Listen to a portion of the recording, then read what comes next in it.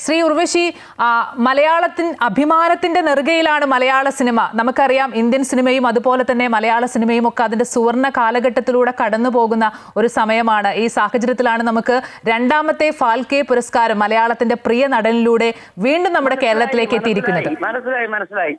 അത് ചോദിച്ചത് എന്നോട് തന്നെയാണോ? കാരണം നേരത്തെ ആരോടോ സംസാരിച്ചുകൊണ്ടിരിക്കുന്നത് കേട്ടോ. അതുകൊണ്ടാണ്. തീർച്ചയായിട്ടും എന്താ ലാലേട്ട് കിട്ടുന്ന അവാർഡ് എന്ന് പറഞ്ഞാൽ നമുക്ക് എല്ലാ കാലത്തും മലയാളികൾക്ക് നമ്മുടെ അവാർഡായിട്ടല്ലേ ഫീൽ ചെയ്യുന്നത്, നമുക്ക് കിട്ടിയതായിട്ടല്ലേ തോന്നുള്ളൂ.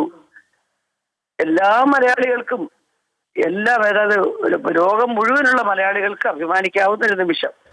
വലിയ സന്തോഷം, വളരെ വലിയ സന്തോഷം. എത്രയോ സിനിമകളിൽ നിങ്ങൾ ഒരുമിച്ച് അഭിനയിച്ചിട്ടുണ്ട്.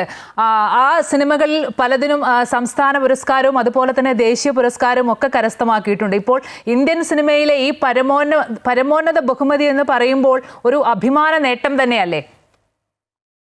തീർച്ചയായിട്ടും അത് നേട്ടമെന്നുള്ളതല്ല, കൃത്യമായിട്ട് സമയത്ത് അദ്ദേഹത്തിന് കിട്ടിയല്ലോ.